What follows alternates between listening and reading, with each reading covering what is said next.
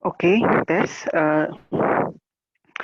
Jadi hari ini kita akan memulai kuliah untuk topik berikutnya tentang pengenalan mikroorganisme. Nah, ini diperuntukkan untuk 4 prodi yang bisa kalian lihat pada layar: teknologi pakan ternak, teknologi budidaya perikanan, pengelolaan hutan, dan produksi ternak.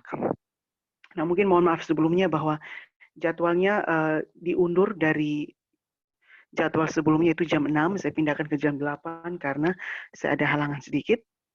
Kemudian itu yang pertama. Terus yang kedua, ini saya kurang tahu ada masalah dengan live-nya. Jadi saya tidak bisa live di Facebook. Jadi ini saya sudah rekam sebelumnya. Kemudian nanti saya akan posting saja di Facebook. Mungkin seperti itu. Jadi dengan kata lain bahwa kita tidak bisa interaktif lewat komen seperti biasanya. Jadi paling kalian cari waktu untuk atau sempatkan waktu untuk menyaksikan atau menyimak video kuliah ini. Kemudian nanti kalian bisa japri saya lewat WA ataupun komentar lewat Facebook. Kemudian nanti saya akan balas satu persatu. Ya, jadi ini bab berikut masih termasuk bab UTS. Jadi bagaimana kita akan membahas sedikit tentang mikroorganisme atau organisme yang ukurannya sangat-sangat kecil atau yang bahkan tidak bisa kita lihat secara kasat mata. Dan oleh karena itu biasanya untuk mengamati, mempelajari, menganalisis, meneliti tentang objek-objek yang kecil seperti ini, mikroorganisme seperti ini, biasanya kita membutuhkan alat bantu yang mungkin kita sudah praktekkan waktu praktikum biologi pertemuan-pertemuan awal, yaitu mikroskop. Oke. Ya ini dia kompetensi, kita bisa ya kalian bisa baca saja. Oke, mungkin sebelumnya saya akan menjelaskan dulu bahwa makhluk hidup ini ya, makhluk hidup yang ada di dunia ini biasanya dapat kita golongkan atau kita klasifikasikan ke dalam 5 kingdom. Kingdom yang pertama adalah kingdom Monera. Mungkin ini bisa menyimak saya punya suara saja. Jadi saya memang sengaja tidak mencantumkan di dalam PowerPoint supaya ketahuan siapa yang nanti menyimak dan siapa yang tidak menyimak nanti. Nah, sehingga nanti bisa ketahuan waktu kalian mengerjakan UTS. Ya, jadi saya lanjut. Makhluk hidup dapat kita kategorikan menjadi 5, ke dalam 5 kingdom atau kerajaan. Yang pertama adalah kingdom Monera. Yang kedua, kingdom Protista. Yang ketiga adalah kingdom Fungi atau jamur. Yang keempat ada kingdom Plantae atau tumbuhan. Dan yang kelima adalah kingdom Animalia atau kingdom hewan. Dan kita manusia, Homo sapiens, juga termasuk di dalamnya. Oke, di antara ini 5 kingdom ini, mana yang termasuk mikroorganisme? Nah, yang termasuk mikroorganisme itu ada 3 kingdom yang akan kita bahas. Yang pertama adalah kingdom Monera. Yang termasuk kingdom Monera itu adalah semua yang kayak bakteri, ganggang hijau biru, nah itu semua. Termasuk itu semua termasuk kingdom Monera. Yang kedua, kingdom Protista itu semuanya itu termasuk ganggang. Ganggang hijau, ganggang merah, termasuk juga protozoa atau protista mirip hewan, dan juga protista mirip jamur atau jamur protista. Biasanya ada yang mengatakan seperti itu. Kemudian yang ketiga adalah kingdom jamur. Jadi ada beberapa anggota dari kingdom jamur yang juga dia sifat itu mikroskopik sehingga tergolong mikroorganisme dan kita hanya bisa mengamatinya dengan menggunakan alat bantu minimal mikroskop. Jadi itu ya, ada tiga ada tiga kingdom yang anggota-anggotanya itu termasuk mikroorganisme. Sedangkan kalau untuk tumbuhan, hewan, dan kingdom hewan termasuk kita manusia, itu anggotanya tidak ada yang sifatnya mikroskopik. Begitu ya. Jadi ingat sekali lagi bahwa yang termasuk atau yang tergolong mikroorganisme itu adalah anggota yang termasuk dalam 3 kingdom tadi. Monera, Protista, dan fungi atau jamur. Oke. Selain itu, selain 3 kingdom ini, ada juga organisme berikut yang sebenarnya dia itu kalau mau dibilang tidak terlalu, ya saya katakan tidak terlalu digolongkan ke dalam makhluk hidup. Yaitu apa? Virus. Virus itu dia lebih kecil lagi dari bakteri. Dan untuk mengamati virus, kita harus menggunakan alat bantu mikroskop, tetapi dengan mikroskop yang perbesarannya sangat-sangat tinggi. Yaitu apa? mikroskop elektron. Itu perbesaran bisa berjuta-juta kali. Nah, menggunakan mikroskop seperti itu, barulah kita dapat mengamati virus. Nah, virus ini biasanya dia tidak tergolong ke dalam kingdom atau kerajaan. Mengapa demikian?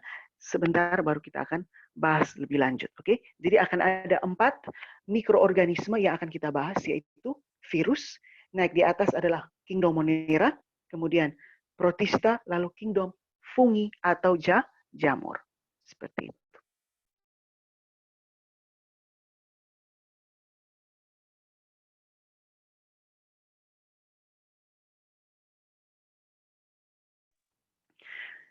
Jadi ini mungkin saya cuma memberikan dia punya ringkasan saja, inti-inti, sedangkan yang lebih spesifik mohon dilihat lagi pada saya punya materi ya, materi Word yang sudah saya upload di e-learning. Itu tolong dibaca baik-baik.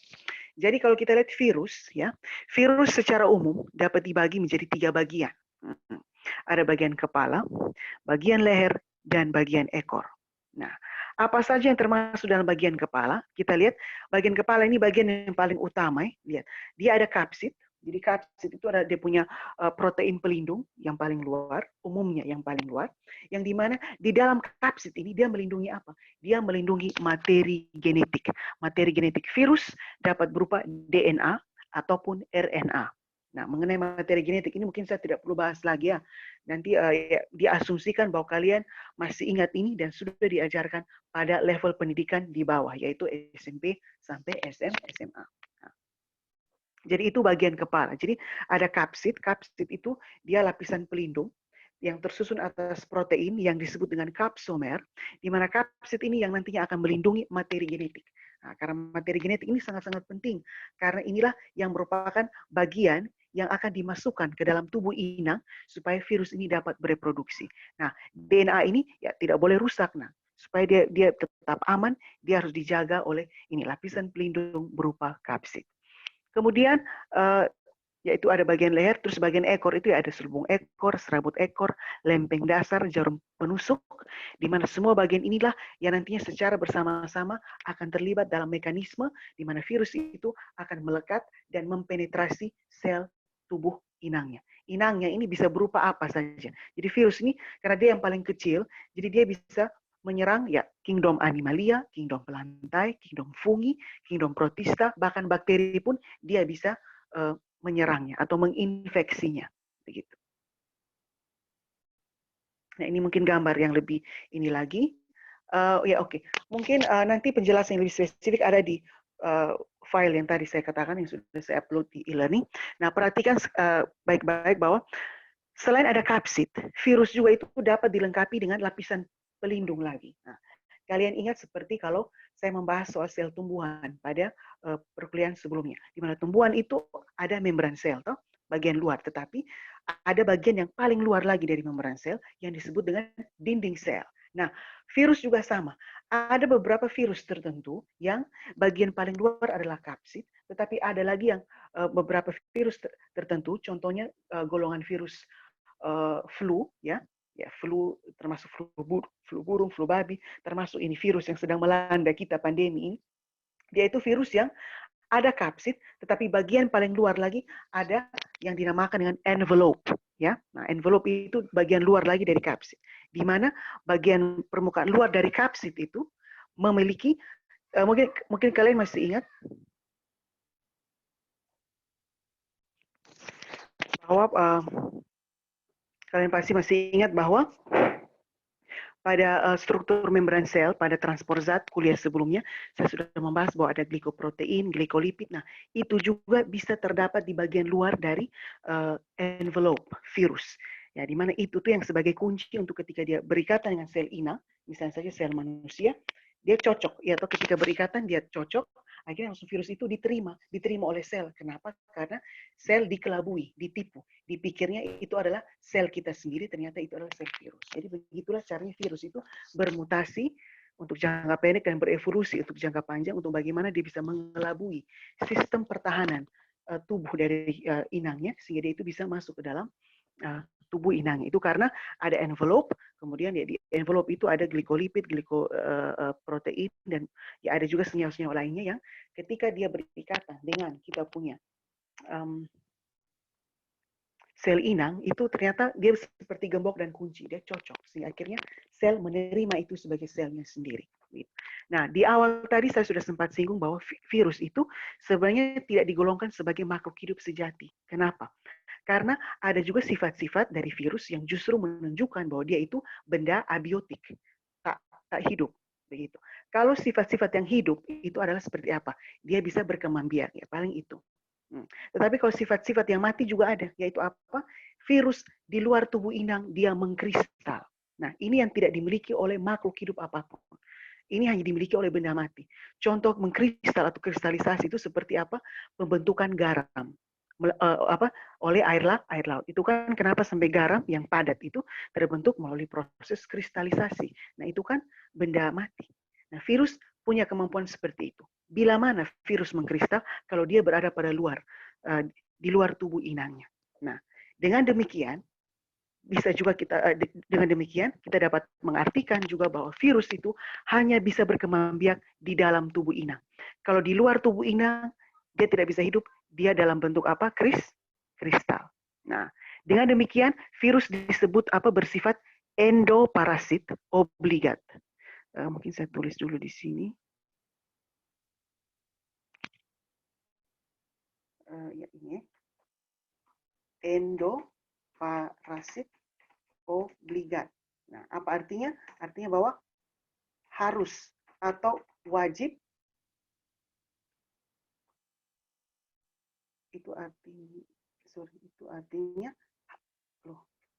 harus atau wajib berada di dalam itu yang endo tadi, di dalam tubuh inangnya agar dapat hidup. Nah, kalau dia di luar tubuh ya dia kristal. Jadi seperti kalau virus yang sedang melanda kita saat ini ya, kalau dia di dalam tubuh kita ya dia ya, pada orang yang OTG atau orang yang sakit apa ya dia memberikan itu dampak atau gejala. Tapi kalau di luar itu karena apa? Dia hidup. Tetapi kalau di luar tubuh dia dalam bentuk kristal. Nah, kristal ini dia bisa mungkin di masa hidup tergantung. Jadi kalau dia berada di permukaan yang kayak plastik atau kayu dia bisa tahan berapa jam saja. Kalau dia di besi misalnya dalam benda-benda logam ya berarti dia punya masa hidup berapa lama, berapa jam atau berapa hari misalnya. Tetapi kalau sudah lewat dari itu masa hidup itu berarti kristal itu kemudian ya dia sudah mati, dia tidak bisa menginfeksi lagi. Tetapi kalau dia masih dalam masa dia hidup, meskipun dia kristal, tapi tiba-tiba terekspos atau terdedah dengan tubuh inang, dia akan kembali menjadi virus yang aktif dan siap menginfeksi tubuh kita kalau memang tubuh kita atau tubuh inangnya kondisi sistem imunnya lagi tidak bagus seperti itu.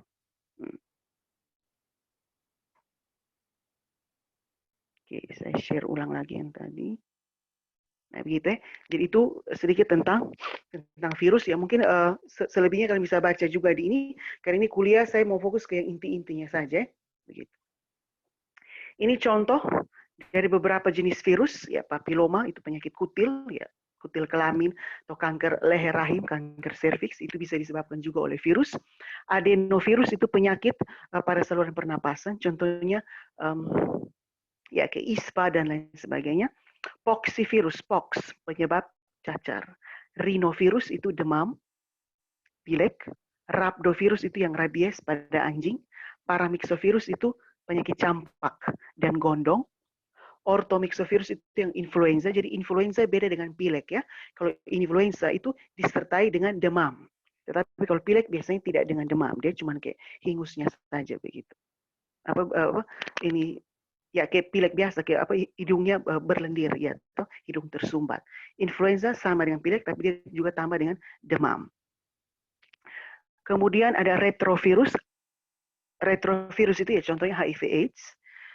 Nah itu mungkin yang menyerang hewan, manusia. Nah, ada juga virus yang menyerang tumbuhan. Ada TMV, tobacco mosaic virus. Ini virus yang paling pertama orang kenal virus itu karena mereka mempelajari TMV. Virus yang menyerang daun tembakau. Jadi dia nanti membentuk bercak-bercak coklat sampai kehitaman pada permukaan daun dari tembakau ini. Kemudian ada Newcastle disease, itu tetelo pada unggas ya. Nanti kalian bisa cek sendiri. Penyakit tetelo itu ya pokoknya itu dia bisa sampai depresi pada ayam, kemudian bisa sampai menyerang dia punya sistem saraf seperti itu. Kemudian ada H5N1 flu burung, H1N1 flu babi. Nah, kemudian ya kalau virus yang kita punya ini, maksudnya virus yang sedang melanda kita ini, dia masuk bisa digolongkan ke dalam orthomyxovirus, virus flu. Nah, jadi ini COVID-19 ini termasuk virus flu. H5N1, H1N1 juga termasuk orthomyxovirus. Seperti itu ya. Nah, mungkin ada pertanyaan kenapa sampai ini virus ini kok bermula dari hewan? Tapi ini mungkin coba ya karena relevan kan karena virus ini yang sedang melanda kita saat ini. Nah, kenapa sampai ini virus ini kok waktu itu kan dianggap dari kelelawar dan dari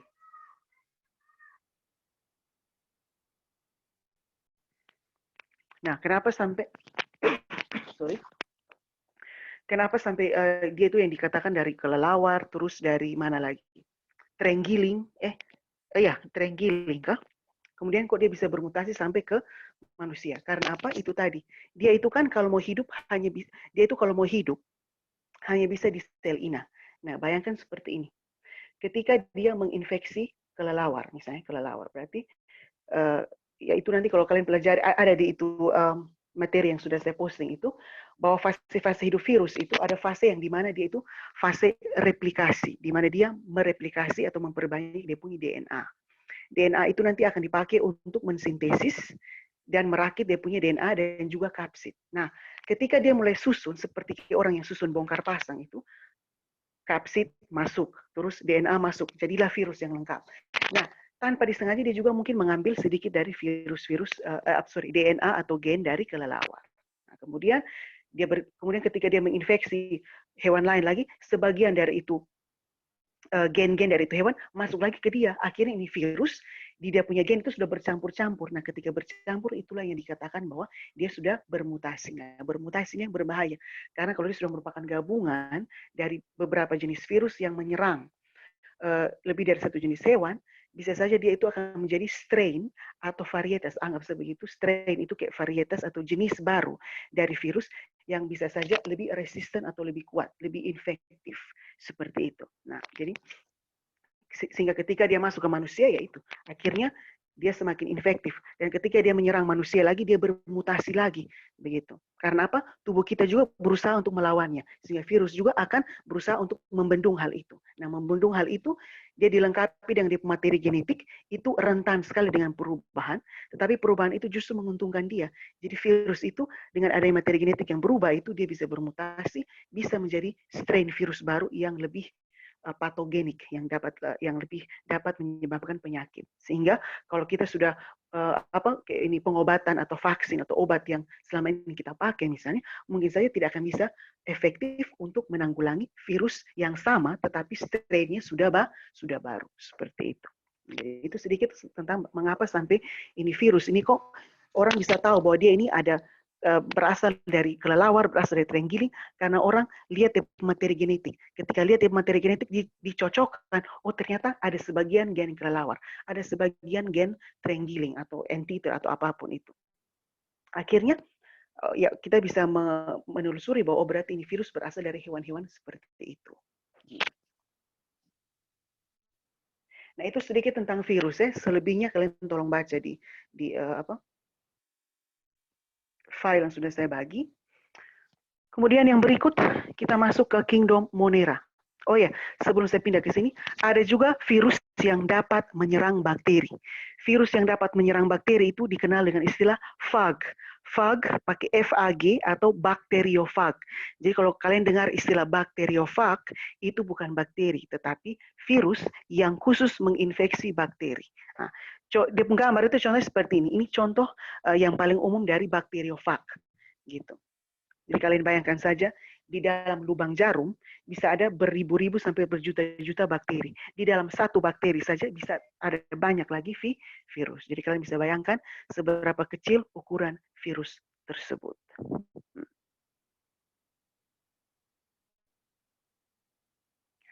Sekarang kita masuk ke Kingdom Monera. Nah, Kingdom Monera ini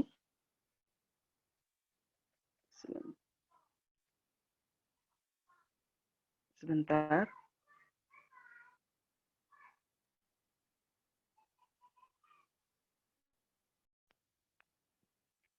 Oke, jadi mungkin saya belum sempat menaruh dia punya menyertakan dia punya ciri-ciri, tetapi dilihat saja bahwa Kingdomonera itu ciri-cirinya apa? Yang pertama uniseluler, ya. Uniseluler artinya dia cuma tersusun atas satu sel dan dia sifatnya prokaryotik. Apa artinya prokaryotik? Dia tidak punya membran inti, jadi intinya itu telanjang saja, dan dia tidak punya sistem endomembran. Apa itu sistem endomembran? Yang organel-organel yang sudah kita bahas pada kuliah sebelumnya. Yang ada ribosom, badan Golgi, dan lain sebagainya, itu tidak dimiliki oleh prokaryotik. Nah, karena inti selnya itu tidak punya membran inti, makanya intinya itu disebut dengan nukleoid. Nah, jadi kalau kalian baca di buku ada nukleoid, berarti itu merujuk pada struktur sel yang prokaryotik. Tetapi kalau dia nukleus, nah itu baru eukaryotik. Nah, paling dia punya persamaan antara prokaryotik dan eukaryotik adalah sama-sama punya sitoplasma, sama-sama punya membran sel. Tetapi membran inti tidak toh. Jadi persamaannya adalah sitoplasma ada, membran sel ada, dinding sel juga boleh ada. Hanya bedanya adalah struktur penyusun dinding selnya itu yang berbeda. Kalau dinding sel pada bakteri umumnya peptidoglikan, tetapi kalau dinding sel pada tumbuhan misalnya itu selulosa atau serat atau fiber. Jadi kita bisa lihat bisa lihat pada gambar dia punya bagian-bagian. Jadi kalau saya kasih tunjuk kalian bisa tahu dia punya bagian itu apa dan fungsinya. Nah, jadi saya ulangi lagi, kalau kalian baca di buku dibilang ada nukleoid, oh itu berarti merujuk pada inti sel tidak sejati, berarti dengan kata lain ini merujuk pada bakteri. Nah, ribosom juga dia ada, nah, karena ribosom itu tidak termasuk sistem endomembran. Kemudian ada juga flagela, fungsinya sama seperti yang sudah saya jelaskan pada kuliah sebelumnya, silakan ditonton lagi. Pili, kalau pili itu dia lebih kecil dari flagela dan lebih banyak. Pili ini berfungsi untuk apa? Melekatkan bakteri pada substratnya. Kayak contohnya pada gambar ini adalah E. coli, Escherichia coli. Berarti pili ini yang membantu dia untuk melekat pada kita punya kolon atau intestinum crassum atau kita punya usus besar. Tetapi di antara banyak pili ini akan ada satu pili yang menonjol, yang ukurannya ya lebih agak sedikit lebih panjang dari pili-pili yang lain. Itu disebut dengan pili atau pilus F. Pilus F ini yang berperan dalam reproduksi seksual bakteri, khususnya melalui jalur konjugasi. Konjugasi itu nanti dua bakteri saling berdekatan, terus dia punya pili F itu saling terhubung. Ketika terhubung itu membentuk jembatan sitoplasmik yang dimana melalui pili itu dia akan saling mempertukarkan materi genetik. Bakteri yang kasih materi genetik disebut plus, atau kayak jantan dalam tanda petik. Sedangkan kalau bakteri yang menerima itu materi genetik disebut bakteri minus atau ya betina begitu. Kemudian apa lagi? Bagian-bagian yang lain tetap sama. Paling yang berbeda lagi adalah selain ada nukleoid, bakteri juga dilengkapi dengan suatu materi genetik yang bentuknya sirkular. Sirkular yang disebut dengan plasmid. Nah, plasmid itu dia bentuk seperti cincin. Nah, plasmid ini kalau nanti kalian sudah belajar di mata kuliah semester atas yang sudah berhubungan dengan biotek atau rekayasa genetik, rekayasa pangan dan lain sebagainya, ini plasmid ini yang dimanfaatkan sebagai vektor untuk rekayasa genetik. Nah, itu nanti saya tidak perlu bahas terlalu jauh. Nanti ada saatnya kalian akan mempelajari itu. Jadi itu sedikit tentang Kingdomonera. Jadi Kingdomonera itu dia sifatnya uniselular dan prokaryotik. Nah, apa saja yang termasuk dalam Kingdomonera? Ada 3 secara umum ya. Yang pertama Eubacteria. Kalau Eubacteria itu adalah bakteri yang bakteri yang terdapat di mana saja. Makanya anggota dari kelompok ini biasanya disebut dengan mikroorganisme kosmopolit. Kosmopolit itu artinya dapat ditemukan di mana saja. Dan umumnya mereka ini heterotrof atau tidak dapat membuat makanannya sendiri melalui fotosintesis. Nah, contoh yang paling terkenal dari Eubacteria adalah Escherichia coli. Gitu ya. Kemudian kelompok Monera yang kedua adalah Archaebacteria. Archaebacteria ini adalah biasa dianggap sebagai nenek moyang semua bakteri. Archaebacteria ini ciri khasnya adalah dia ditemukan pada tempat-tempat yang ekstrim, kayak sumber mata air panas atau laut yang sangat dalam, yang kadar garamnya cukup tinggi atau yang sangat dingin. Nah, dia biasanya di ekstrim-ekstrim seperti itu. Nah, contoh yang paling terkenal dari Archaebacteria adalah golongan bakteri metanogen. Seperti Methanococcus, Methanosarcina, itu adalah bakteri yang dapat menghasilkan gas metan atau CH4, yang biasa orang bilang biogas, yang sebagai bahan bakar alternatif, yang ramah lingkungan, yang biodegradable, yang dapat diuraikan. Ini juga sama mengenai gas metan, biogas, itu mungkin di mata kuliah semester atas kalian akan mempelajari ini, bahkan mempraktekannya. Jadi itu dari golongan Archaebacteria, oke? Kemudian kelompok yang ketiga dari Kingdom Monera adalah Cyanobacteria. Nah, Cyanobacteria nama lainnya adalah ganggang hijau biru. Ingat, bukan ganggang hijau, bukan ganggang biru, tetapi ganggang hijau biru. Cyanobacteria. Nah, contoh dari cyanobacteria ini seperti spirulina. Itu dia ganggang warna hijau, ditemukan di laut, dan itu kalau kita lihat di bawah mikroskop bentuknya seperti spiral. Nah, ini biasanya dimanfaatkan sebagai suplemen makanan. Karena apa? Dia kaya sekali dengan protein. Protein yang ditemukan pada ganggang seperti ini disebut dengan PST atau protein sel tunggal. Nah, jadi itu sedikit tentang Kingdom Monera. Oke. Sekarang yang berikut, nah ini kalian nanti, ini kan saya rekam tuh, jadi kalian bisa lihat di video, bisa pause dia supaya kalian bisa lihat dia punya ini dan kalian bisa hafal. Paling fokus ke yang dimanfaatkan untuk antibiotik saja ya, kalau untuk yang ini. Kalau yang tadi koko apa itu kan lebih cocok untuk ini toh, pangan manusia. Jadi kalau untuk yang teman-teman dari rekayasa pangan boleh dihafal, tetapi kalau untuk yang jurusan peternakan, pengelolaan hutan mungkin tidak juga ya, boleh dibaca juga sebagai tambahan materi. Nah, jadi ini contohnya coba kita lihat seperti ya Escherichia coli, yaitu dia untuk rekayasa genetik karena dia plasmid ya, hampir semua bakteri ada plasmid, tetapi plasmidnya Escherichia coli yang kita manfaatkan sebagai vektor dalam rekayasa genetik, mau membuat individu dengan sifat yang baru begitu. Nah, kemudian itu untuk pembusukan di kolon dan untuk produksi vitamin K. Kemudian lihat ada bacillus itu untuk antibiotik. Rhizobium leguminosarum itu biasanya untuk fiksasi nitrogen pada tanaman kacang-kacangan. Kalau kita cabut kacang-kacangan, kita lihat ada bintil-bintil di depan akar. Itu bukan berarti tumbuhannya lagi sakit, tetapi di dalam bintilnya itu bersemayam ini bakteri, rhizobium ini. Nah, yang nanti akan memfiksasi nitrogen dari udara. Kenapa? Karena tumbuhan tidak bisa mengambil nitrogen langsung dari udara. Tetapi sayangnya, nitrogen ini sangat mereka butuhkan untuk pertumbuhan dan perkembangan mereka. Makanya mereka bersimbiosis mutualisme dengan bakteri seperti ini. Nah, nanti kalau kalian belajar di biotek, kalau memang kalian dapatkan itu, nanti di mata kuliah semester atas, rhizobium ini juga dimanfaatkan untuk membuat apa? Biofertilizer. Pupuk bio. Nah, karena ini kemampuannya untuk dapat memfiksasi nitrogen. Nah, selebihnya dibaca saja. Ini juga bisa dibaca. Nanti pause saja dan kalian baca saja. Ini ada apa ini? Mentega apa ya, itu tidak perlu ya. Thiobacillus ferruginans untuk pemisah logam. Jadi kalau biasa orang tambang itu kan logamnya belum murni. Untuk kita kasih murni, kita pakai Thiobacillus ferruginans. Proses pemisahan logam supaya murni ini dikenal dengan istilah biometalurgi. Ya, pokoknya nanti dibaca baru tanya saja di Pak Japri atau komen supaya saya bisa balas. Nah ini, metilophilus itu yang PST itu yang protein sel tunggal. Nah, single cell protein atau PST. Gitu. Nah, ini yang penyakit yang ini penyakit yang bakteri yang menyebabkan penyakit pada manusia. Nah, ini kalian bisa lihat saja. Ini saya lewati. Kita fokus kepada yang tumbuhan dan hewan ya. Nah, jadi lihat Brucella abortus itu brucellosis pada sapi, Streptococcus agalactica itu radang payudara. Ya, pokoknya kalian tinggal lihat sendiri ini yang menyebabkan penyakit atau sifatnya parasit pada tumbuhan maupun hewan. Nah, itu tinggal dibaca saja, dihafal saja. Siapa tahu di ujian saya tanya, ingat.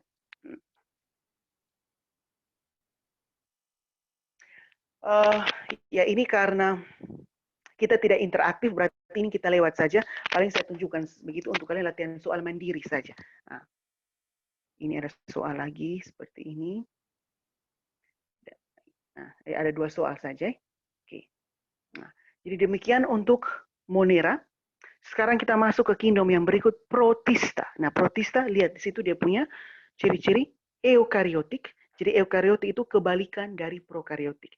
Eukariotik intinya sejati. Inti dikatakan sejati kalau dia sudah memiliki membran inti. Nah, dengan demikian, inti yang sejati itu kita sebut dengan nukleus, bukan nukleoid pada prokariotik. Begitu. Kemudian eukariotik itu juga apa? Sudah memiliki sistem endomembran.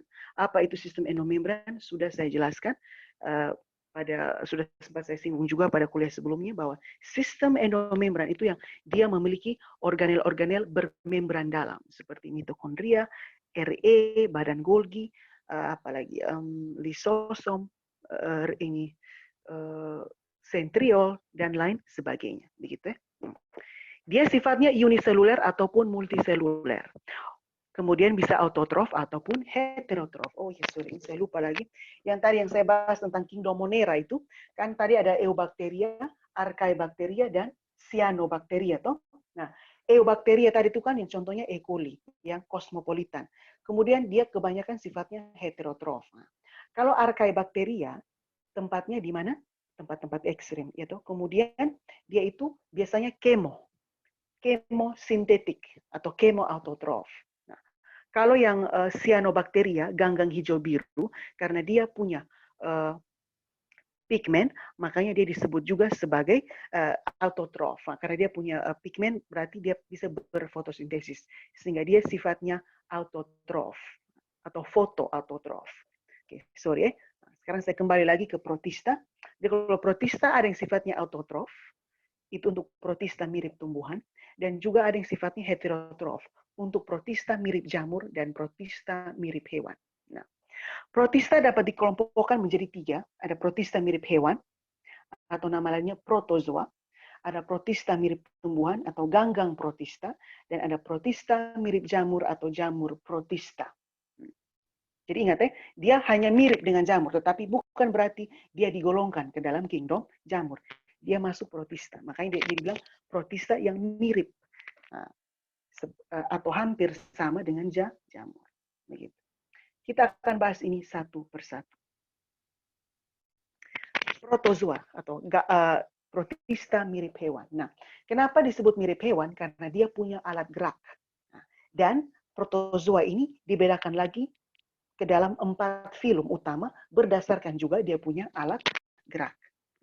Apa saja itu protozoa? Itu 4 filum protozoa. Yang pertama ada Mastigophora atau flagellata. Nah, itu dia punya alat gerak berupa flagella atau bulu cambuk. Nah, bulu cambuk itu gambarnya seperti dia lebih panjang dan biasanya jumlahnya lebih sedikit. 1 sampai 2 atau 3 seperti itu. Nah, itu flagella. Jadi kalau dia bergerak dengan flagella berarti protozoanya masuk ke flagellata atau Mastigophora. Contohnya lihat di sini kebanyakan yang bersifat parasit, baik pada manusia maupun hewan. Ya, contohnya ini, Trypanosoma gambiense dan Trypanosoma rhodosiense. Ini penyebab penyakit tidur pada manusia. Nah, Trypanosoma cruzi penyebab penyakit cagas. Cagas ini juga pada manusia. Jadi nanti itu dia punya ciri khas itu kita mata bengkak, sama seperti kayak apa orang bilang dadiuk itu. Tapi kalau dadiuk kan satu mata saja tuh, kalau ini dua-dua mata begitu. Itu satu dia punya gejala yang khas. Nanti dia punya ciri-ciri yang lain, silakan dibaca lagi di internet atau di sumber yang lain. Trypanosoma evansi ini penyebab penyakit sura pada ternak. Jadi itu dia bersemayam di pembuluh darah, itu nanti bisa menyebabkan anemia, kemudian nanti penurunan berat badan juga dari hewan yang terserang Trypanosoma jenis ini. Gitu. Kemudian ada Trichomonas, itu penyebab keputihan pada wanita. Trichomonas vaginalis misalnya. Kemudian ada Leishmania. Leishmania atau kala azar, Leishmania contohnya Leishmania donovani. Itu dia penyebab kala azar atau Leishmaniasis. Ini saya lupa antara pada hewan, manusia atau dua-duanya. Saya lupa, nanti tolong di cross check lagi. Tetapi intinya bahwa dia punya penyakit ini, dia punya gejala mirip seperti penyakit sura, begitu. Dan cagas, dia punya penyakit ini mirip juga dengan cagas. Jadi kayak nanti ada demam, terus ada anemia juga, seperti itu. Ya, nanti bisa dicek lagi ya, dia punya ciri-ciri yang lebih pasti. Nah, ini kalau teman-teman dari Prodi Keswan, pasti mereka akan lebih hafal ini, lebih paham lagi. Begitu. Untuk kalian ya minimal hafal saja dia penyakitnya seperti itu. Tinggal nanti gejala-gejala dari penyakit itu kalian bisa baca lagi ya di sumber-sumber yang lain. Saya agak kurang begitu hafal ini.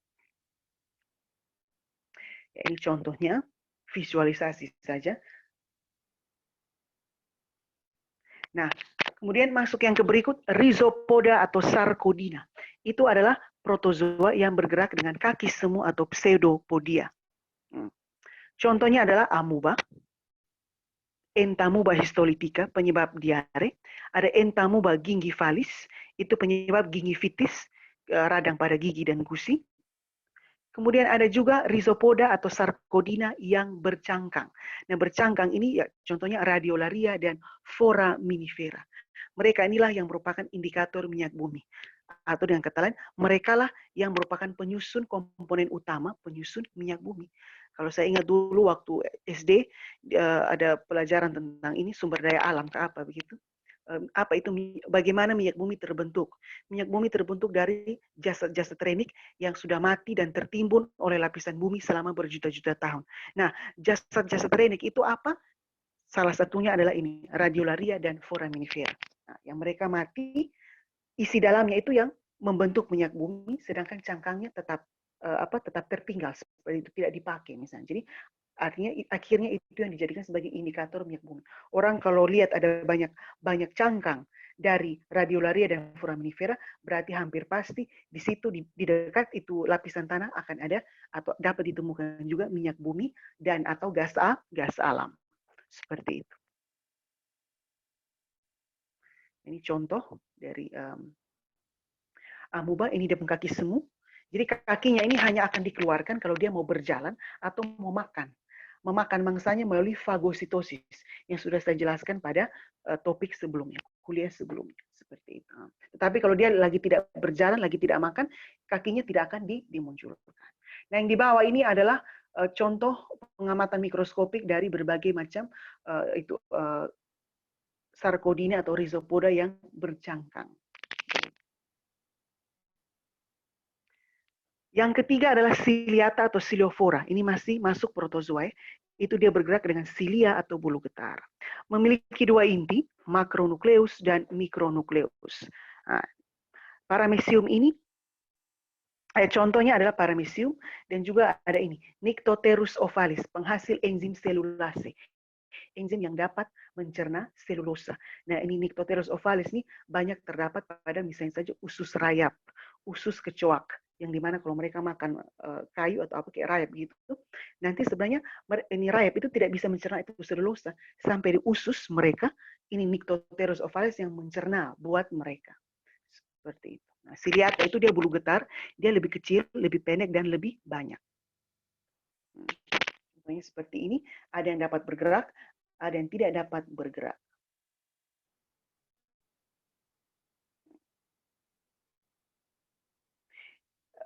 Ciliata dapat dilengkapi juga dengan vakuola. Ini ada vakuola kontraktil. Ini lihat saya kursor ya, yang kayak bintang begini. Ini vakuola kontraktil yang senantiasa berkontraksi untuk mengeluarkan kelebihan air. Ada juga vakuola makanan yang khusus untuk mencerna makanan. Jadi vakuola ini boleh ada pada sel hewan, tetapi sel hewan tingkat rendah pada protista. Tetapi kalau pada hewan seperti ya hewan kingdom hewan termasuk kita manusia, itu kita tidak ada ini vakuola. Kemudian kelompok yang paling terakhir dari protozoa adalah apa? Sporozoa atau api kompleksa. Dia itu tidak punya alat gerak dan tahap zigot membentuk spora. Contoh yang paling terkenal adalah Plasmodium yang penyebab penyakit malaria. Contoh lain itu adalah toksoplasma gondii. Itu yang menyebabkan toksoplasmosis atau apa? Nanti kalau menginfeksi manusia, khususnya wanita yang sedang mengandung, nanti bisa terjadi keguguran, begitu. Jadi nanti karena dia menyerang janin seperti itu. Nah, biasanya toksoplasma ini dari depo vektor itu dari hewan-hewan peliharaan yang mungkin tidak divaksin atau mungkin tidak dibersihkan secara baik seperti itu. Nah, ini depospora ini yang besar ini. Makanya dia disebut sporozoa. Nah, ini tahap pembentukan spora dari Plasmodium. Nah, itu ya berbagai jenis Plasmodium lengkap dengan malaria yang disebabkannya, jenis malaria. Ini malaria tropicana, tertiana, quartana, oval. Ini biasanya dibedakan berdasarkan dia punya masa inkubasi. Jadi kayak 24 jam, 48 jam, 36 jam, 72 jam misalnya seperti itu. Kemudian kita masuk ke kelompok ya, nanti kalau yang malaria-malaria ini memang ini kan untuk manusia, jadi ya kalau kalian yang mau tahu lebih banyak ya baca saja sendiri sebagai pengayaan materi, tetapi ini bukan materi utama atau materi pokok dalam kuliah kita. Kemudian kelompok yang kedua, tadi kita sudah bahas tentang protozoa, protista mirip hewan. Kelompok yang kedua adalah ganggang protista atau protista mirip tumbuhan. Kenapa dia disebut protista mirip tumbuhan? Karena dia memiliki pigmen. Tetapi kok tidak dimasukkan ke dalam tumbuhan? Karena memang pada umumnya dia punya pigmen, tetapi beberapa di antaranya punya sifat-sifat yang seperti hewan, seperti punya alat gerak juga. Jadi akhirnya tidak digolongkan sebagai tumbuhan. Dia tidak masuk kingdom tumbuhan, tapi masuk kingdom protista. Kemudian dia juga kebanyakan uniseluler. Jadi kalau yang uniseluler ini tidak digolongkan ke dalam kingdom Plantae. Karena kingdom Plantae itu harus lebih kepada multiseluler. Kemudian akar batang daun juga belum ada sehingga ya belum bisa dikatakan sepenuhnya sebagai tumbuhan seperti itu. Nah, ganggang protista ini dibedakan berdasarkan apa? Berdasarkan jenis pigmen yang dikandungnya. Nah, lihat contohnya kalau ya mungkin saya sudah kasih tabel yang lebih lengkap ada di kalian punya e-learning itu, file itu dia lengkap dengan dia punya jenis-jenis pigmen yang dikandung ya. Jadi tolong itu dihafal. Kalau di sini mungkin tidak sempat saya masukkan, tetapi di itu Word itu ada ya, ada itu kandungan pigmen. Nah, 7 film ini, oh kayaknya tidak kelihatan di atas.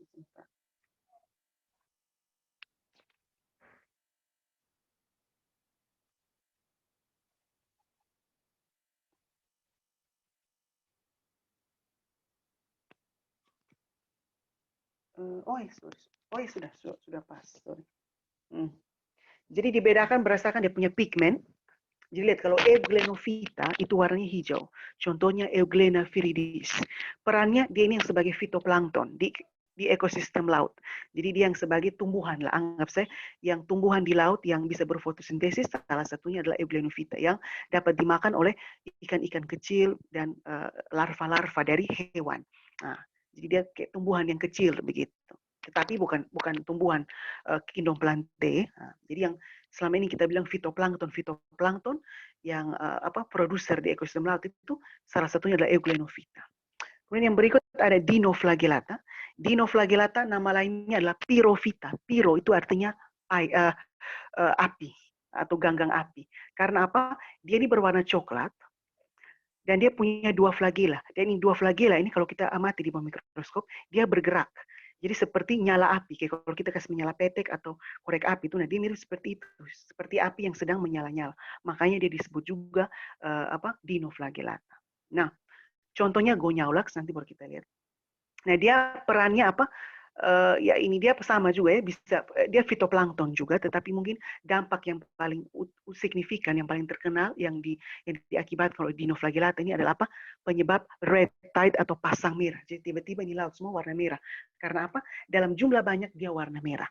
Dan dia menghasilkan racun atau toksin sehingga ikan-ikan yang ada di dalam itu pasang merah itu pasti mereka langsung mengapung. Karena apa? Mati. Karena toksin yang dihasilkan oleh Dinoflagellata ini sangat-sangat fatal. Begitu. Kalau dia masih jumlahnya sedikit, ya hewan-hewan air bisa tolerir.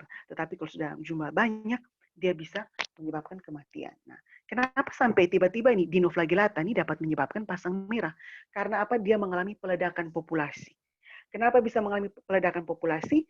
Salah satu faktor diantaranya adalah terjadinya eutrofikasi. Eutrofikasi atau pengayaan nutrien di air. Seperti itu.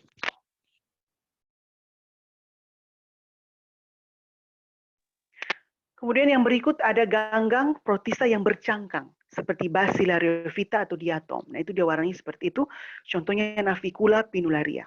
Perannya ya bahan penggosok. Yang kayak dulu kayak untuk apa orang cuci piring apa itu bahan penggosok, bahan dasar kaca dan juga penyaring. Kemudian dia juga sebagai zaman dulu itu orang manfaatkan juga sebagai bahan dasar pembuat peledak TNT. Nah, kemudian yang berikut adalah klorofita. Klorofita ini yang biasa orang bilang ganggang hijau.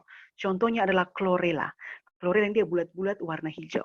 Nah, perannya itu sama seperti spirulina yang tadi pada Kingdomonera, yaitu untuk PST, protein sel tunggal. Hanya bedanya kalau chlorella itu dia eukariotik, kalau spirulina dia prokariotik. Karena spirulina itu kan dia masuk pada kingdom Monera.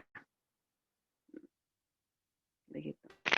Kemudian yang berikut Chrysophyta atau ganggang kuning keemasan. Contohnya adalah Ochromonas. Nah, dia juga sama produser di ekosistem laut, fitoplankton. Kemudian yang berikut Phaeophyta, yaitu nama lainnya ganggang coklat. Contohnya adalah Laminaria dan Macrocystis pirifera. Itu dia menghasilkan asam alginat. Asam alginat ini bahan pengental. Jadi kayak biasa orang mau buat apa kayak es krim, coklat apa. Waktu mereka produksi pertama itu mungkin dia masih cair. Nah, supaya buat dia padat atau kental, kayak susu kental manis, kecap manis, bahkan kayak pada krim-krim yang krim wajah, lotion, ada yang tambahkan dengan asam alginat ini supaya dia kental. Begitu. Kemudian ada juga beberapa Macrocystis pirifera itu yang dapat dimanfaatkan sebagai atau dalam pengobatan penyakit ini apa gondok itu. Nah, karena apa mereka kaya sekali dengan iodium begitu. Kemudian yang terakhir ada Rhodophyta. Rhodophyta itu ganggang merah. Nah, ganggang merah ini terkenal sekali sebagai apa penghasil agar-agar. Jadi biasanya orang buat agar-agar itu ya dari Rhodophyta ganggang merah. Nah, Chrysophyta, mulai dari Chlorophyta, Chrysophyta, Phaeophyta dan Rhodophyta itu sudah dikatakan makroalga atau ganggang multiseluler atau ganggang yang dia itu tidak uniseluler tetapi ukurannya besar. Nah, kalau Euglenophyta, Dinoflagellata, Bacillariophyta, beberapa golongan dari Chlorophyta itu dia uniseluler. Jadi kita hanya bisa amati di bawah mikroskop, tetapi beberapa anggota Chlorophyta sampai Rhodophyta itu dia sudah berupa organisme yang besar, yang multiseluler. Jadi kita bisa lihat dengan kasat mata. Nah, ini contoh dari Euglenophyta. Lihat, dia ada kloroplas warna hijau dan ada juga flagella. Jadi dia mirip seperti hewan. Ada juga bintik mata. Yang warna merah ini bintik mata atau stigma. Tetapi di mata ini tidak bisa melihat yang warna gitu, tapi hanya sekedar gelap terang. Ini yang tadi Dinoflagellata yang penyebab pasang merah. Ini yang tadi Bacillariophyta diatom atau ganggang protista yang memiliki cangkang. Jadi cangkang itu macam-macam. Nah, mungkin saja waktu ada dari kalian yang prodi mana, TBP sama apa? Proterko yang praktikumnya pengamatan mikroorganisme ya. Semoga kalian bisa dapat yang seperti ini. Kan ada juga yang bentuknya seperti ini tuh, yang kayak apa? Ini apa nih? Kayak tabung begini, tabung pendek ini. Nah, kan ada juga tuh yang beberapa kelompok yang temukan itu. Nah, ini ada yang contoh-contoh dari Chlorophyta, ganggang hijau. Jadi ada anggota yang uniseluler, ada juga yang multiseluler. Kemudian yang berikut ini yang ganggang merah, penghasil agar-agar. Nah, gitu. Contohnya kayak Gelidium. Gelidium itu biasanya banyak terdapat di daerah dingin. Nah, kayak di ya negara-negara Eropa apa, mereka agar-agar tuh kebanyakan dihasilkan oleh ganggang Gelidium. Kalau yang di daerah lain ya kayak di kita di sini Indonesia Gracilaria atau Euchema spinosum bisa. Kemudian ini ya ganggang kuning keemasan atau Chrysophyta. Kemudian ini yang ganggang coklat.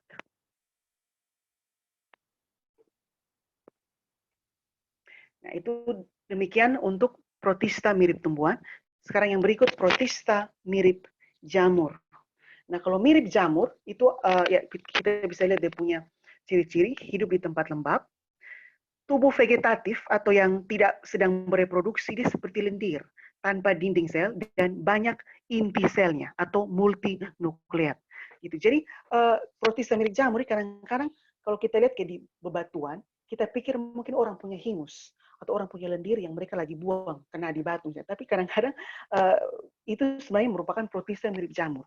Jadi dia kalau dia tidak sedang bereproduksi, dia benar-benar mirip seperti lendir atau hingus manusia gitu. Sedangkan kalau dia bereproduksi, itu nanti dia menghasilkan hifa seperti layaknya jamur pada kingdom fungi. Nah, reproduksinya secara generatif itu dengan singami.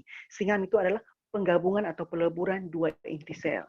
Kalau vegetatif, pembentukan spora mirip dengan jamur. Makanya dia dikatakan protista mirip jamur. Kemudian dia juga dapat mengubah bentuk sebagai respons terhadap lingkungan. Jadi ya, lendir itu juga termasuk salah satu dia punya respon. Jenisnya ini ada myxomycota, ada acrasiomycota yang hifanya tidak bersekat, acrasiomycota hifanya bersekat. Contohnya Dictyostelium discoideum. Ini dia punya contoh yang sifatnya parasit pada tumbuhan pangan. Nah, protista mirip jamur dibagi jadi dua. Ada jamur lendir atau myxomycota. Ya, jadi ini dia ciri-ciri hampir sama dengan yang jamur lendir pada umumnya. Jadi saya lewati saja. Dan yang kedua oomycota. Jadi kalau oomycota itu jamur air, sama habitat di tempat lembab dan basah, punya hifa. Hifanya tidak bersekat melintang dan dinding selnya tersusun atas selulosa. Jadi ini justru ada sedikit menarik sekali. Dia punya hifa sama seperti jamur, tetapi dinding selnya kok selulosa, mirip seperti tumbuhan gitu. Padahal kalau jamur sejati yang kingdom fungi itu kan dia punya dinding sel dari kitin. Kemudian reproduksinya itu dia membentuk zoospora. Zoospora itu adalah spora berflagela yang dapat berenang di dalam air. Nah, itu sebagai dia punya reproduksi aseksual. Sedangkan kalau seksual membentuk zigot menjadi oospora. Jadi dua spora seksual bergabung membentuk oospora. Oospora nanti akan berkembang menjadi jamur air atau oomycota yang dewasa. Contoh ini, Saprolegnia, Phytium, Phytophthora. Contohnya itu Phytophthora itu parasit pada tumbuhan, seperti Phytophthora infestans kalau tidak salah. Phytophthora infestans. Nah, dicek lagi dia punya spelling, dia penulisan yang benar. Phytophthora infestans itu dia parasit pada kentang. Jadi kalau kita lihat kentang itu dia kayak kalau sudah rusak itu kan kita lihat ada jamur tuh, kayak ada benang-benang warna putih biasa menyerang kentang. Terus nanti tiba-tiba itu kentang lembek dan berlendir. Nah, kayak bau sekali ya toh, beraroma yang tidak sedap. Nah, itu kemungkinan besar adalah Phytophthora infestans. Jadi bukan jamur tetapi protista mirip jamur seperti itu.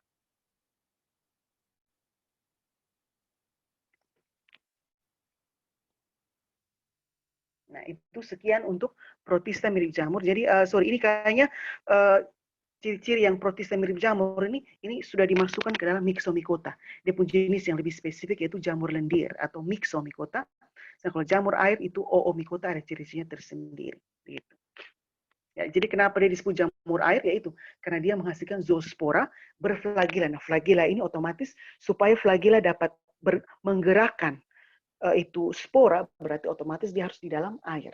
Begitu. Tapi kalau jamur lendir, ya dia tidak menghasilkan spora yang berflagela, berarti tidak harus dia berair.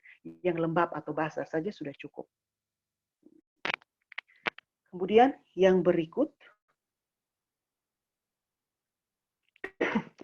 adalah kingdom jamur. Ini yang terakhir sudah yang akan kita bahas. Selebihnya mohon dibaca lagi di ini materi yang sudah saya posting di e-learning. Tolong dilihat supaya nanti dianggap hadir juga tuh di itu daftar hadir. Oke. Jamur itu sifatnya apa? Eukariotik sama kayak sebelumnya. Tubuhnya tersusun atas hifa atau benang-benang halus, penyusun tubuh jamur, heterotrof. Makanya dia tidak digolongkan ke dalam tumbuhan. Karena ciri khas dari tumbuhan adalah harus autotrof. Kemudian dinding selnya dapat tersusun atas selulosa, mirip seperti tumbuhan, dan juga kitin. Kitin ini sama seperti kulit udang, kulit lobster itu kitin. Kemudian yang berikut reproduksi seksual membentuk spora. Nah, sporanya bisa ya seksual bisa spora, spora seksual. Kemudian ada juga yang spora aseksual sebagai bentuk reproduksi aseksual. Nah, jamur dibedakan menjadi 4 filum berdasarkan apa? Berdasarkan reproduksi seksualnya, bukan aseksual. Nah, dibagi menjadi berapa filum? Ada 4. Zygomicota, Ascomicota, Basidiomycota, dan Deuteromycota. Ini yang akan kita bahas bersama-sama. Yang pertama Zygomicota, ini kita sudah pernah dan kalian juga sudah praktikum toh. Jadi lihat Zygomicota dia multiseluler. Kedua, hifanya senositik. Apa artinya hifanya senositik? Hifanya itu tidak ada sekat-sekat, tidak ada pembatas, dan intinya banyak. Nah, itu disebut dengan hifa senositik. Nah, ini reproduksi seksual membentuk spora zigot atau zigospora. Kalau zigospora ya dia masuk zygomicota. Contohnya jamur Rhizopus penghasil tempe dan Mucormucedo atau jamur yang biasanya pada roti yang sudah basi. Nah, jadi kita bisa lihat ini ciri khas dari zygomicota. Nah, jadi kalau kalian sedang membahas laporan, kalian bisa bahas bahwa oh jamur tempe itu dia termasuk dalam apa? Oh, dia termasuk dalam jamur filum zygomicota. Dia ciri khas itu ini. Kalau ada gambar seperti ini, hampir pasti dia masuk kingdom zygomicota. Jadi hifanya lurus, terus ujungnya membesar, baru ada spora. Nah, seperti itu.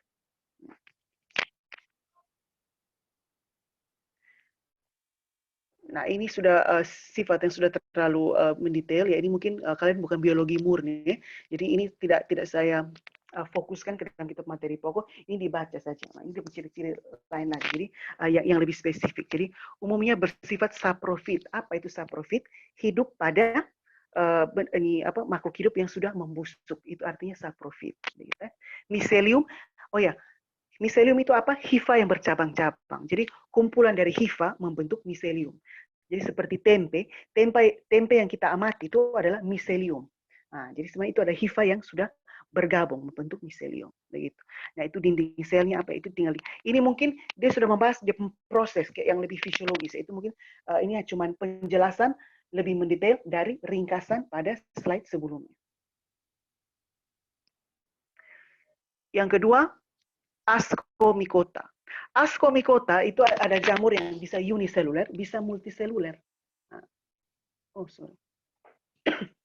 Hifanya bisa bersekat, punya batas-batas, dan bersekat melintang dan bercabang-cabang. Reproduksi aseksual dapat membentuk kuncup, kayak tunas begitu. Terus tunasnya terlepas menjadi jamur baru, fragmentasi menjadi fragmen-fragmen, fragmennya terlepas juga akan menjadi individu baru atau conidia. Conidia itu nanti dia itu spora. Jadi nanti tiba-tiba dia hifa begitu. Di ujung hifa akan terbentuk, akan membesar, membentuk spora, dan spora itu nanti spora conidia. Dan conidia ini adalah spora yang dihasilkan tidak melalui perkawinan aseksual. Yang berikut adalah reproduksi seksualnya adalah spora ascus. Jadi kalau ascospora berarti ascomycota. Begitu. Spora ascus itu nanti dia ada 8 di dalam itu tubuh jamur. Di dalam satu kotak spora ada 8. Maksudnya di dalam satu tubuh buah ada 8 spora ascus. Nah, contohnya ini cukup beragam, ada Saccharomyces cerevisiae yang kita sudah amati itu, bibit roti. Itu untuk dimanfaatkan untuk pembuatan bir, tape, sake, roti, fermentasi bahan pakan ternak juga bisa. Penicillium, ada beberapa golongan penicillium yang dimanfaatkan untuk antibiotik, seperti Penicillium notatum, Penicillium chrysogenum. Ada juga beberapa golongan penicillium yang dapat dimanfaatkan untuk pembuatan keju, seperti Penicillium roqueforti, untuk membuat keju Roquefort. Ada juga Penicillium camemberti untuk membuat keju Camembert. Kemudian ada Neurospora crassa, itu oncom, dan ada juga Trichoderma, penghasil enzim selulase. Ini yang biasanya orang manfaatkan dalam pembuatan jus. Jadi kalau jus kita ambil dari buah, kayak buah jeruk misalnya, itu kan kalau kita peras, itu kan masih ada ampas, tuh ada ampasnya, itu kan kaya dengan serat. Nah, mungkin kalau secara ekonomis itu akan sangat menurunkan produktivitas. Jadi dengan enzim selulase dihancurkan itu serat-serat itu dicerna, didegradasi supaya itu sari-sari jus itu yang didapatkan lebih banyak. Seperti itu.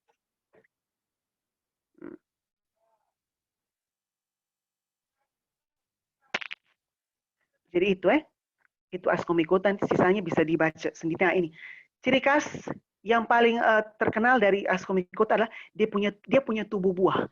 Tubuh buah disebut dengan ascocarp. Nah, ascocarpnya itu bentuknya bervariasi, bisa bentuk botol, bola, mangkok, begitu. Pokoknya kalau dia membentuk itu macam-macam, ya seperti itu, botol, bola, mangkuk, tabung, itu pasti masuk golongan ascomycota. Contoh lain dari ascomycota ini, jamur-jamur ini ada Aspergillus niger untuk menjernihkan sari buah, fungsinya sama seperti Trichoderma tadi. Ada Aspergillus oryzae untuk membuat tauco dan juga untuk melunakkan adonan roti. Aspergillus wenti untuk buat kecap dan tauco juga. Kemudian ada Aspergillus flavus dan Aspergillus fumigatus, itu sifatnya parasit yang menghasilkan racun aflatoksin. Aflatoksin itu kalau kena dengan kita itu beracun, itu nanti kita bisa demam, terus merah-merah kita kulit, membengkak, khususnya di area leher, bengkak-bengkak, gatal-gatal, demam tinggi, dan juga itu nanti asma, bisa sesak nafas seperti itu. Kemudian kelompok jamur yang terakhir adalah Basidiomycota. Basidiomycota ini dia makroskopik, semua anggotanya makroskopik. Artinya apa? Multiseluler. Jadi tidak ada yang kita tidak bisa lihat secara kasat mata. Semuanya dapat kita lihat dengan kasat mata. Hifanya bersekat melintang. Ada yang setiap sekat itu ada satu inti, monokariotik. Ada yang dua inti, dikariotik. Nah, reproduksi aseksual dengan konidia. Kalau reproduksi seksual itu dengan spora basidium atau basidiospora, bentuknya ada jumlahnya ada 4 untuk setiap tubuh buah. Tubuh buah ini jelas terlihat, dan kalau tadi ascomycota itu dia bentuknya kayak botol, mangkuk, dan lain sebagainya. Kalau Basidiomycota itu sangat khas. Dia punya tubuh buah atau basidiokarp. Jadi kalau tubuh buah dari ascomycota, ascocarp.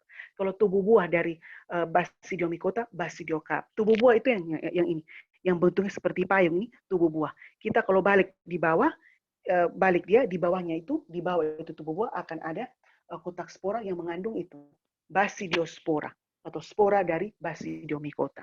Nah, ciri khas dari Basidiomycota adalah tubuh buah atau basidiokarpnya berbentuk seperti payung. Yang bentuk seperti payung itu sudah pasti merupakan atau termasuk dalam Basidiomycota. Ingat itu baik-baik.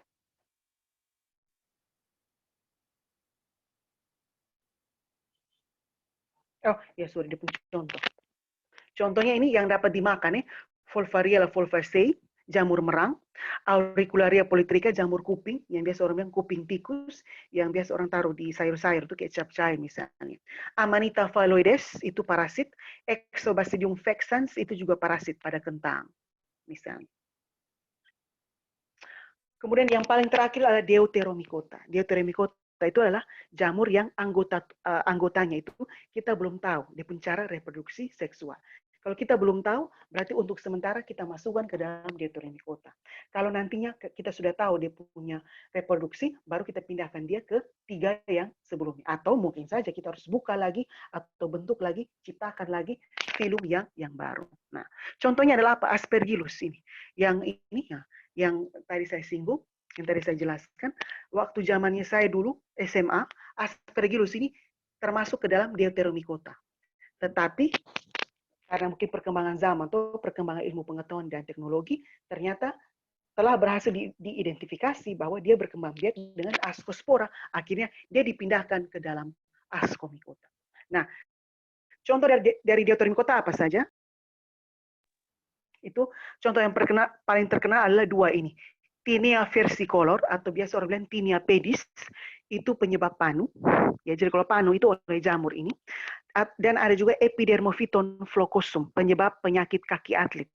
Kenapa disebut kaki atlet? Karena kaki kita besar, berotot, tapi bukan karena otot, tapi bengkak besar, ini bengkak, merah, panas, dan maaf beraroma kurang sedap. Nah itu apa pemicunya atau penyebabnya? Salah satunya karena biasa kalau orang pakai sepatu atau apa gitu yang mungkin dari plastik atau yang dia pun kulit luar itu, jadi kalau kita pakai kaos kaki yang sangat ketat, jadi tidak ada lagi itu udara, sirkulasi udara, maka mau tidak mau itu jamur paling suka yang seperti itu.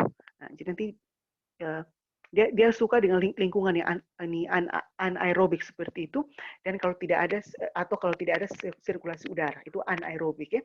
Jadi kalau kita terlalu ikat kuat kita punya sepatu sampai tidak ada sirkulasi udara, apalagi kalau kita punya kulit sepatu itu mungkin agak sedikit ini kayak kedap udara misalnya, nah itu jamur ini paling suka seperti itu. Ya mungkin itu saja. Coba nanti sekarang saya kasih tunjuk lagi. Ini contoh dari berbagai jenis jamur.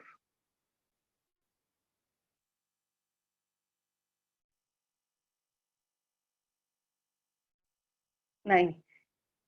Oh sebentar. Oh sorry bukan ini. Ini juga jamur tetapi saya hanya mau kasih dia punya langsung jamur saya gitu. Oh ini. Sorry. Nah, ini kita akan lihat berbagai macam jamur yang mungkin saja kalian pernah lihat ataukah mungkin saja teramati waktu kita praktikum. Bentar.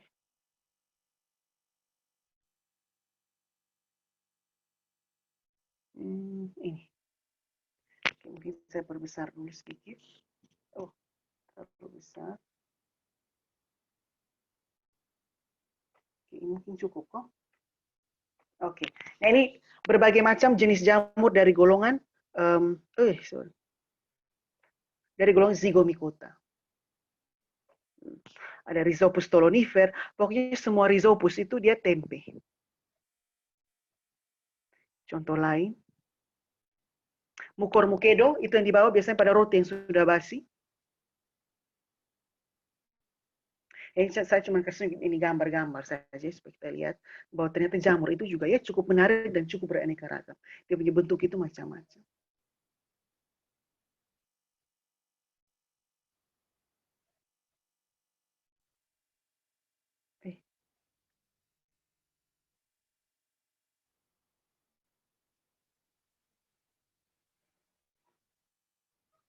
Sebentar, ini tidak terang.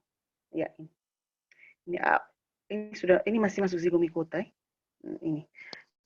Blakeslea trispora, Absidia glauca, ya ini punya jamur yang ya banyak ditemukan di alam. Ini ternyata mirip juga dengan Rhizopus, ini Absidia glauea nih. Nah, sekarang bagaimana kita kalau dia mirip seperti Rhizopus, bagaimana kita membedakan? Kalau tampilan seperti ini mungkin masih sulit, ya satunya penanda itu adalah kita lihat dia punya analisis genetik karena dia punya gen pasti berbeda.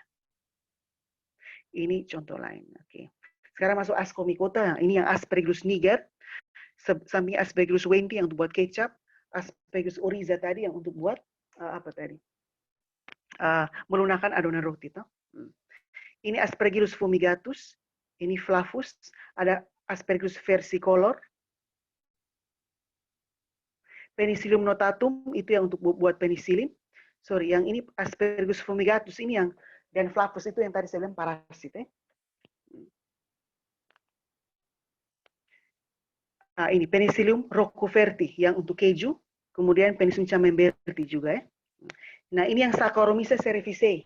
Loh Pak, kok saya ini amati kok bentuknya beda? Ya ini karena tampilan seperti ini dengan mikroskop elektron, begitu ya. Ini ada Neurospora crassa, Sporotrix schenki, ini semua masuk Ascomycota ya. Trichoderma, Candida albicans ini penyebab penyakit keputihan juga pada wanita. Nah, ini pasti masuk Basidiomycota sekarang. Oh no, sorry, tidak ya. Ini mirip dengan Basidiomycota. Ini masih Ascomycota. Ini bentuknya seperti apa? Ini kayak lonjong ya. Nah, Morchella esculenta. Nah, ini bentuknya seperti tabung. Sarcoskipa coccinea misalnya. Ascobolus. Ini dia bentuk macam-macam ya. Ada yang multiseluler yang bisa kita amati, ada yang uniseluler. Jadi kita harus amati menggunakan mikroskop. Nah, sekarang kita masuk ke Basidiomycota. Ini yang Volvariella volvaceae, jamur merang. Ada Auricularia polytricha, jamur kuping. Amanita phalloides, ini yang jamur parasit. Kalau Amanita muscaria sepertinya bisa dimakan. I'm not sure, nanti baru cek lagi. Geastrum triplex, ini jamur seperti ini, lihat. Gomphus elevatus, jadi ternyata tidak semuanya berbentuk seperti payung, ya, ada yang bentuknya juga ya, seperti itu. Ramanita subotrix, pleurotes. Pleurotes atau jamur tiram ini dapat dimakan. Dendrocol, ya ini ada macam-macam ini jenis-jenis ini bisa dilihat. Agaricus campestris ini juga dapat dimakan. Biasanya jamur itu bentuknya sama, itu ada yang beracun tapi ada juga yang bisa dimakan. Jadi memang kadang-kadang butuh ketelitian untuk kita bisa membedakan. Takutnya kalau kita makan langsung mati keracunan. Ya, ada lagi masuk Basidomycota. Ini seperti apa nih? Kayak jaring-jaring gitu. Ada yang bentuknya seperti ini lagi, seperti pepaya, ya bentuknya ini. Pseudocolus fusiformis. Ini kalau orang lihat salah seperti pepaya dengan dia biji. Ada yang bentuknya biru dan lain sebagainya. Ungu. Ini yang Deuteromycota, ini yang Tinea pedis, Tinea versicolor, penyebab penyakit panu. Ini yang Epidermophyton flocosum, kaki atlet, dan ada contoh-contoh yang lain. Jadi mereka ini untuk sementara dimasukkan ke dalam film ini karena apa? Kita belum tahu dia punya reproduksi secara seksual, begitu.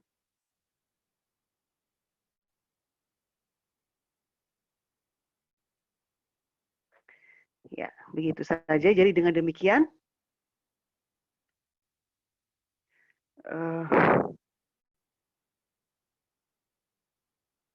ya dengan demikian ini saja yang bisa saya tampilkan, yang bisa saya jelaskan untuk mikroorganisme. Jadi silakan sempatkan waktu untuk ditonton lagi video ini sebagai persiapan untuk UTS.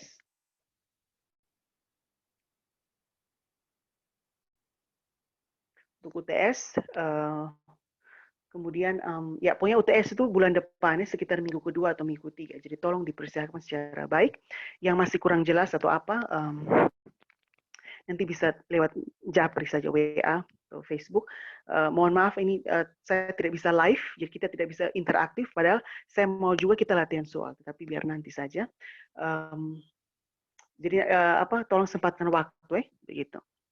Jadi ya mohon maaf kalau yang saya jelaskan mungkin masih kurang jelas. Ada keterbatasan tertentu. Nanti sisanya kalian bisa cek lagi dari sumber-sumber yang lain, terutama dari saya punya materi yang sudah saya posting di e-learning. Tolong itu di-download sudah dan dibaca. Sebagai itu yang materi utama, pendukungnya yang ini, begitu ya. Jadi itu saja. Kita akan berjumpa lagi di kuliah virtual berikutnya. Nanti saya akan sampaikan lagi seperti biasa informasinya melalui Facebook. Jadi kalau saya live-nya di luar jam kuliah, kalau sudah malam-malam atau mungkin saja tengah malam ya, itu bukan berarti kalian juga harus bangun dan nonton. Itu saya cuma langsung live saja dan rekam saja gitu supaya dia langsung otomatis tersimpan. Begitu ya. Oke, itu saja. Tolong sempatkan waktu untuk tonton video ini dan nanti silakan bertanya lewat Facebook atau WA. Oke, itu saja. Terima kasih. Jaga kesehatan ya semua.